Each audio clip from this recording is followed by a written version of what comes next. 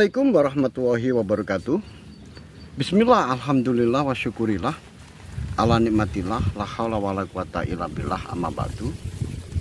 Pemirsa, dimanapun Anda berada, di kesempatan ini saya berada di sebuah lokasi, yaitu di tengah hutan Gampang Sejati, Kecamatan Laret. Kebetulan saya di sini mempunyai lahan untuk saya tanami jagung. Oleh sebab itu, di saat ini masih sedang dalam proses pengolahan lahan. Oleh sebab itu, di tempat ini saya akan melanjutkan cerita-cerita saya tentang Sandikolo, bumi Mojopahit. Pemirsa dimanapun Anda berada, di kesempatan yang lalu dijelaskan bahwa keadaan kerajaan Mojopahit terjadi vacuum of power, terjadi kekosongan, yaitu kekosongan kekuasaan. Karena Raden Girisawardhana, dia Suryawikrama, yaitu penguasa Wengker atau Bre Wengker yang ketiga, yang akan dilantik menjadi seorang Prabu Raja di Mojopahit, kemudian mengalami kegagalan karena secara tiba-tiba pasukan Wengker membawa 10.000 orang untuk datang ke Mojopahit untuk menyaksikan bahwa penguasa Wengker yang ketiga, yaitu Raden Girisawardhana, yang akan dilantik menjadi seorang Prabu di kerajaan Mojopahit. Dan secara tidak disangka-sangka, orang-orang Wengker, prajurit-prajurit Wengker yang melewati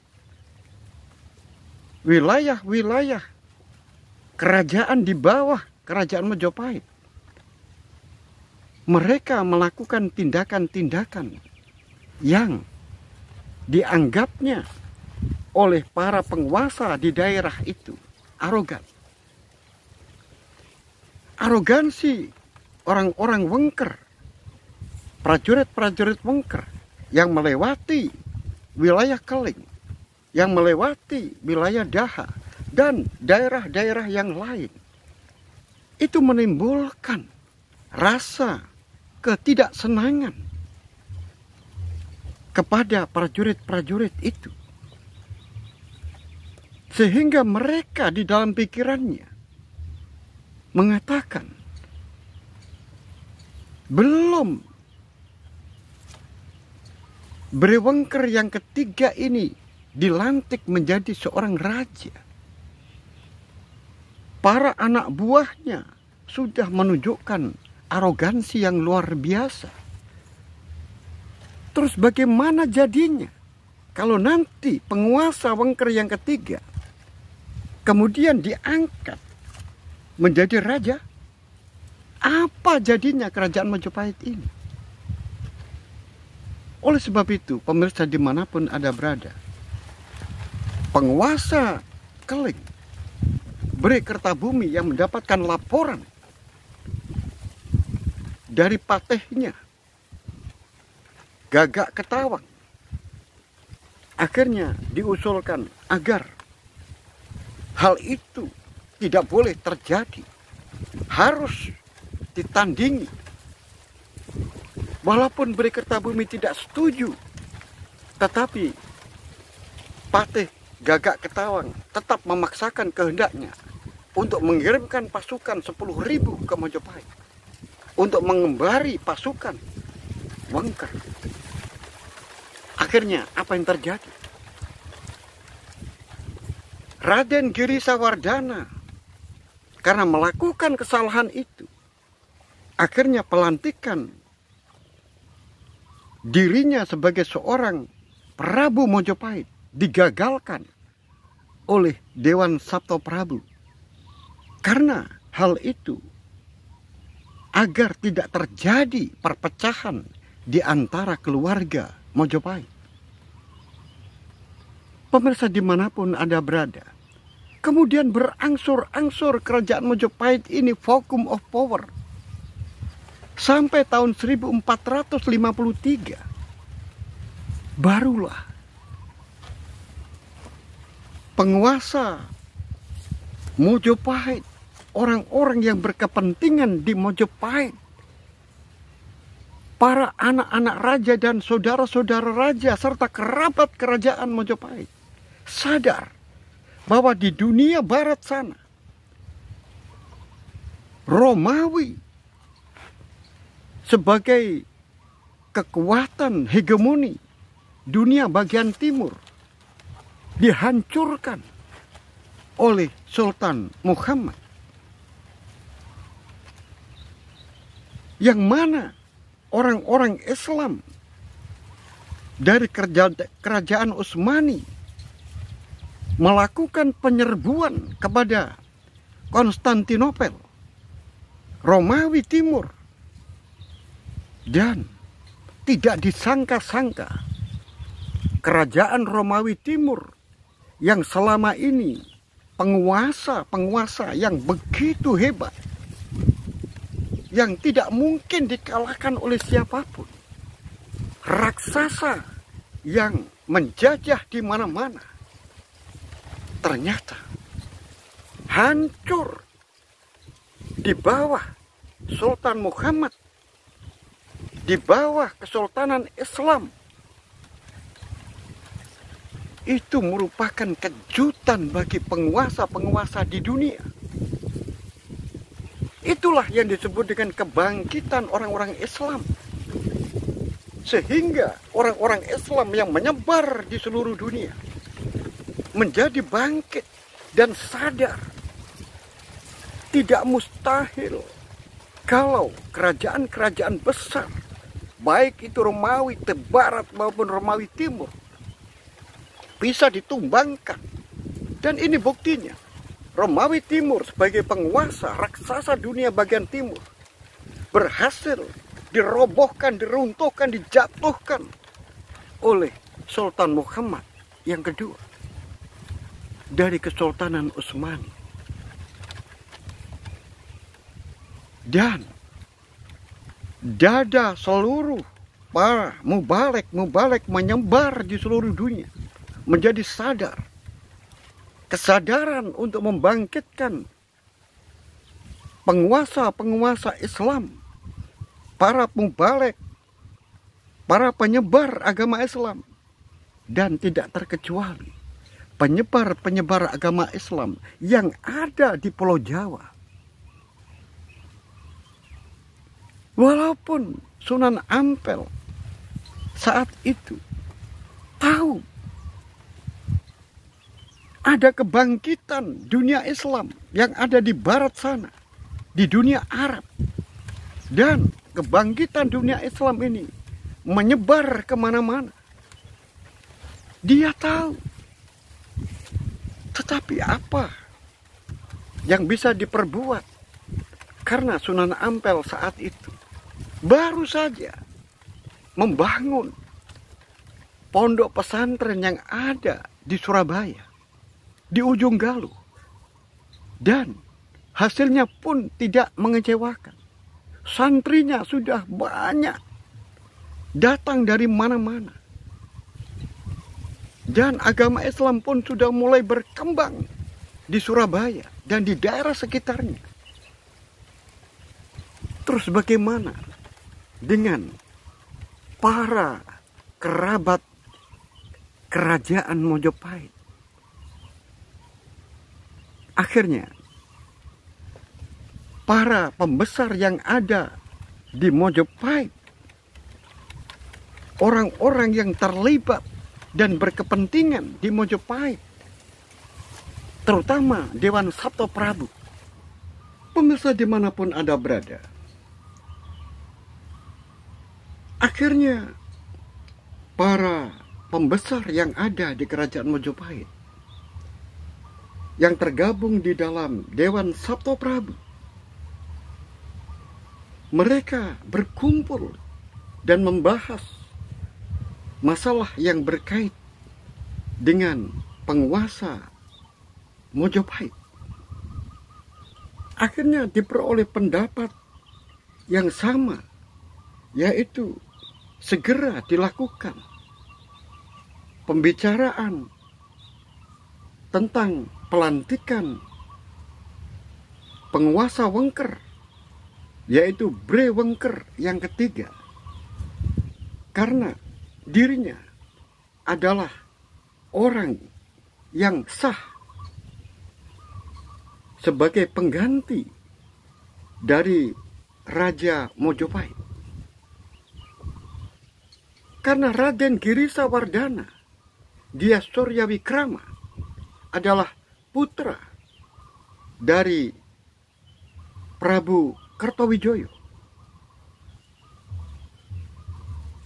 Walaupun dia adalah putra yang kedua, karena putranya yang pertama, yaitu penguasa Paguhan, yaitu Bre Paguhan yang ketiga, wafat pada saat terjadi sebuah huru-hara. Maka penggantinya adalah adiknya,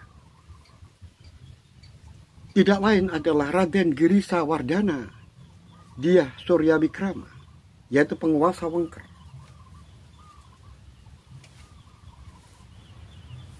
Walaupun demikian, Dewan Sabto Prabu tidak bisa mengabaikan begitu saja terhadap Bre Kertabumi. Raden Bre Kertabumi adalah putra Raja Mojopahit juga, yaitu Prabu Amerto Wijoyo. Sehingga antara Bre Kertabumi dengan Raden Girisa Wardana adalah saudara sepupu. Karena Raden Girisa Wardana adalah anak dari Prabu Kertowijoyo, sedangkan Prabu Kertowijoyo mempunyai adik yang namanya Prabu Amerto Wijoyo. Kemudian Prabu Amerto Wijoyo ini mempunyai anak yang jumlahnya 10. Tetapi orang yang ditunjuk pada suatu saat nanti apabila terjadi pengangkatan sebagai raja yang sah dengan cara-cara yang benar, maka Raden Bre Kertabumi ditunjuk oleh ayahnya sebagai pengganti saudara-saudaranya yang lain. Walaupun Raden Bre Kertabumi ini adalah anak bungsu dari Prabu Amerto Wijoyo. Oleh sebab itu, Dewan Sabto Prabu tidak bisa mengabaikan Bre Kertabumi.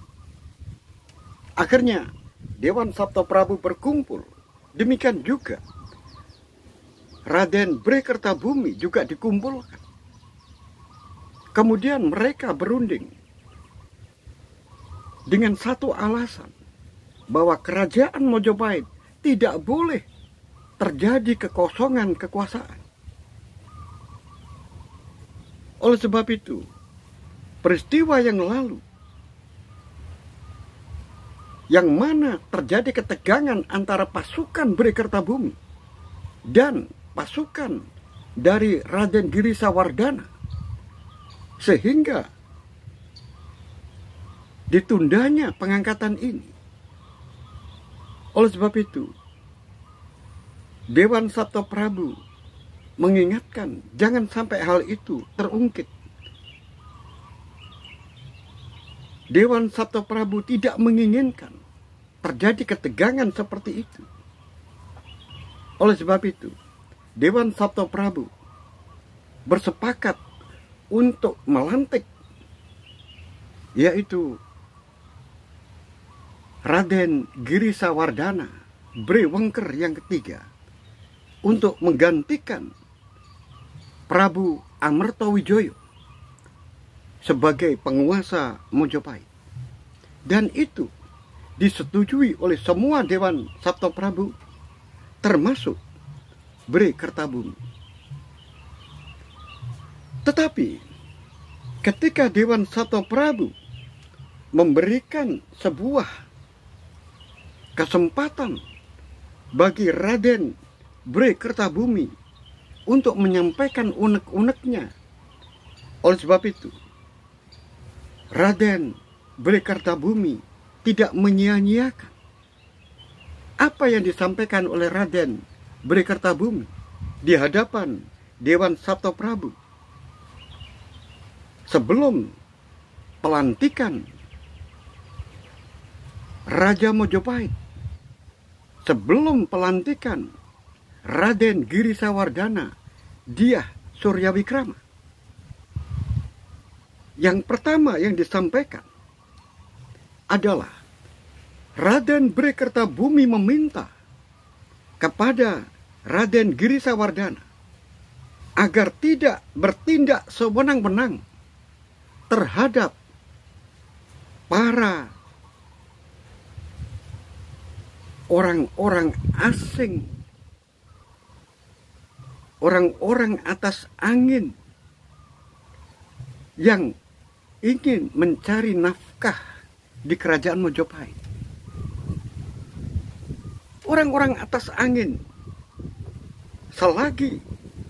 selama mereka tidak melakukan pelanggaran-pelanggaran hukum di kerajaan Mojopahit, maka berikan kebebasan mereka untuk berdagang, mencari nafkah di kerajaan Mojopahit dengan alasan kehadiran mereka orang-orang asing, orang-orang Cina, orang-orang India, dan orang-orang lain yang datang ke Mojopahit. Tidak lain semuanya itu justru malah membantu memajukan perekonomian di kerajaan Mojopahit. Oleh sebab itu, bertindaklah dengan adil terhadap orang-orang atas angin, orang-orang asing yang ingin mencari rezeki di kerajaan Mojopahit. Ini yang pertama. Kemudian yang kedua, Bre Kertabumi meminta kepada Raden Girisawardhana setelah nanti menjadi seorang raja harus benar-benar mengabdi kepada Dharma, harus benar-benar bertindak adil dan bijaksana terhadap rakyat Mojopahit. Yang salah katakan salah, yang benar katakan benar. Jangan pilih kasih, jangan tebang pilih. Dan yang ketiga adalah Raden Bre Kertabumi berkata jujur di hadapan Dewan Sabtoprabu. Apa yang disampaikan? Apabila Kang Mas Raden Girisawardhana Dyah Suryawikrama melakukan pelanggaran-pelanggaran yang menunjukkan ketidakadilan terhadap rakyat Mojopahit, melakukan tindakan-tindakan kesewenang-wenangan terhadap rakyat Mojopahit dan terhadap orang-orang atas angin, maka jangan salahkan saya kalau saya akan menurunkan paksa Kang Mas Raden Girisawardhana Dyah Suryawikrama. Pemirsa dimanapun Anda berada, ini sungguh luar biasa. Bre Kertabumi, seorang kesatria, pemberani, terbuka di hadapan Dewan Sabto Prabu. Dan itu semuanya disanggupi oleh Raden Girisa Wardana Dia Suryawikrama. Akhirnya Raden Girisa Wardana dilantik oleh Dewan Sabto Prabu untuk menjadi Raja Mojopahit, menggantikan kedudukan ayah Bri Kertabumi, yaitu Raden Amerto Wijoyo. Pemirsa dimanapun Anda berada, jika kita melihat sikap dari Raden Bri Kertabumi di hadapan Dewan Sabto Prabu, ini seakan-akan Raden Bri Kertabumi ini bersifat arogan. Tetapi di balik itu semuanya, sebenarnya Raden Bri Kertabumi menunjukkan secara terus terang di hadapan para kerabat kerajaan Majapahit yang tergabung di dalam Dewan Sabto Prabu, bahwa pengangkatan Raden Girisa Wardana ini perlu mendapatkan perhatian dan terus dilakukan pengawasan agar mereka tidak melakukan hal-hal yang merugikan kerajaan Majapahit. Pemirsa dimanapun Anda berada, apa yang melatar belakangi Bri Kertabumi bertindak seperti itu? Pemirsa, Bri Kertabumi sudah melakukan penyelidikan pada saat ayahnya menjabat sebagai seorang Raja Majapahit, yaitu Prabu Amerto Wijoyo. Mereka sekeluarga ada indikasi-indikasi untuk menggulingkan ayahnya sebagai seorang raja. Mereka melakukan tindakan-tindakan persiapan makar, tetapi oleh Bri Kertabumi selalu ditutupi karena dia menginginkan jangan sampai ayahnya melakukan tindakan-tindakan yang menghukum berat keluarga mereka. Yang pertama, Bri Kertabumi sudah melakukan penyelidikan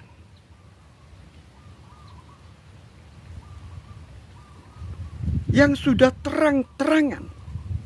Orang yang memesan bubuk-bubuk misiu dari Palembang, mereka adalah Dewi Mahabisi Dia Sawitri, yaitu penguasa Kabalan. Siapa Dewi Mahabisi Dia Sawitri itu? Tidak lain adalah istri dari Raden Girisa Wardana Dia Suryawikrama Bri Wengker yang ketiga, yang sekarang dilantik menjadi seorang raja. Kemudian tanpa sepengetahuan Raden Girisa Wardana, istrinya yaitu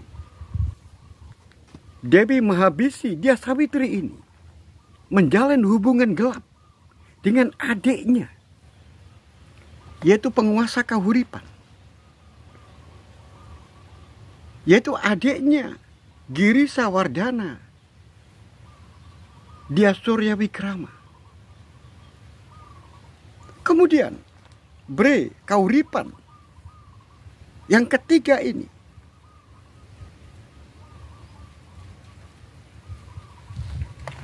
melakukan sebuah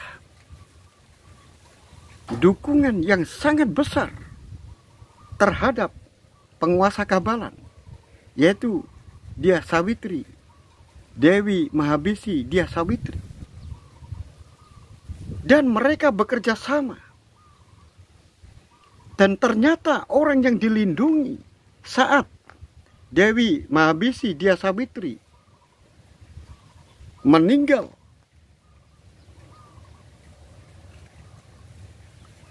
yang oleh prajurit-prajurit Bhayangkara dicurigai itu adalah Raden Girisa.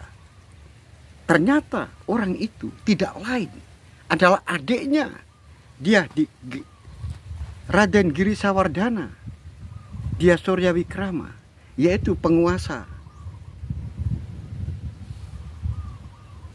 Kahuripan.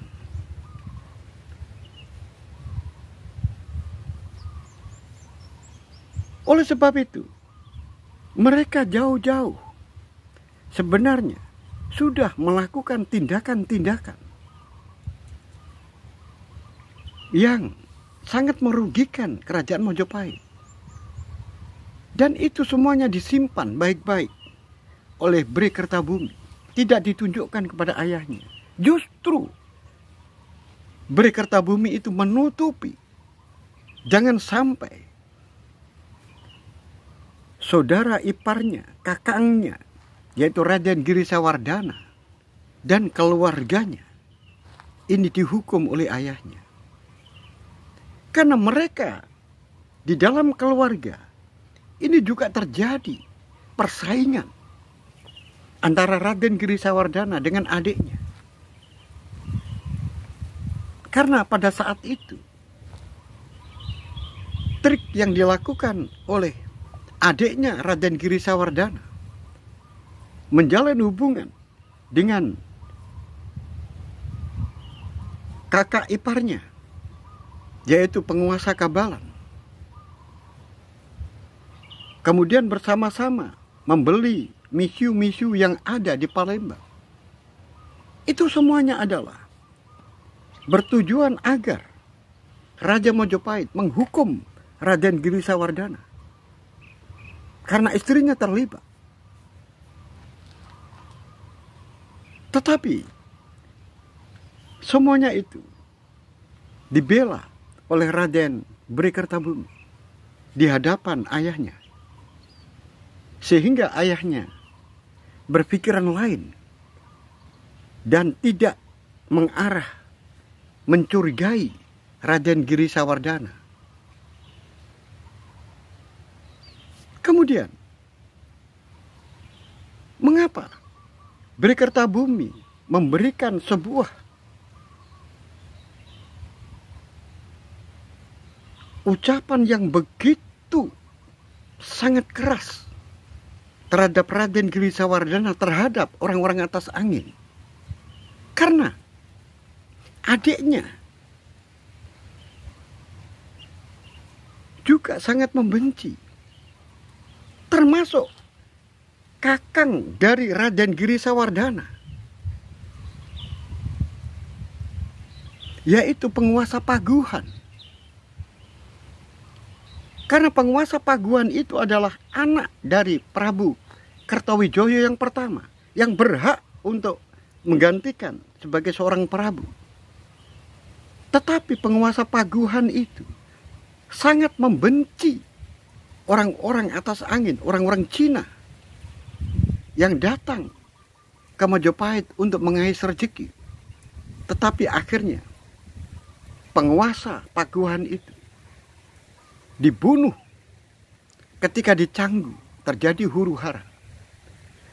Sehingga calon pengganti kuat kerajaan Mojopahit tidak lain adalah Bhre Wengker, yaitu Raden Girisawardhana, karena dia adalah adik dari Bhre Paguhan.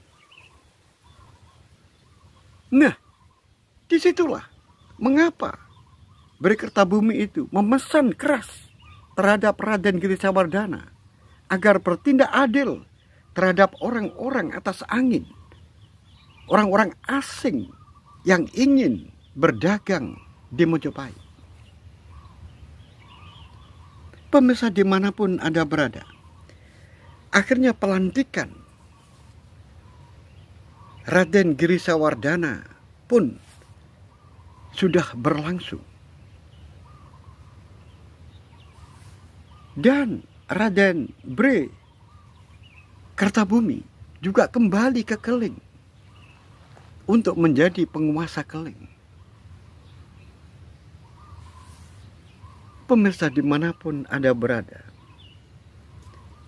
belum genap 1 tahun Raden Girisawardhana menjadi seorang Prabu Majapahit.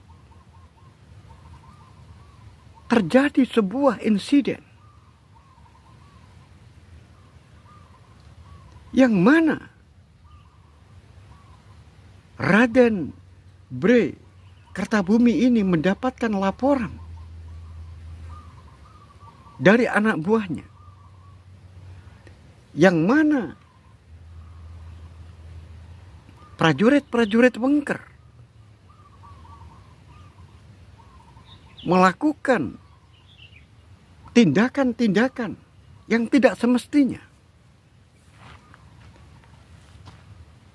Mereka dengan seenaknya menancapkan umbul-umbul, menancapkan bendera-bendera Wengker di wilayah Keling dan juga di wilayah Daha.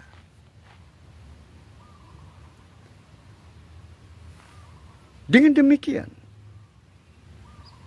laporan itu tidak bisa diabaikan begitu saja oleh Bre Kertabumi. Oleh sebab itu, Bre Kertabumi harus segera bertemu dengan tokoh-tokoh di Keling. Harus melakukan rapat koordinasi untuk membahas masalah ini. Apa yang terjadi?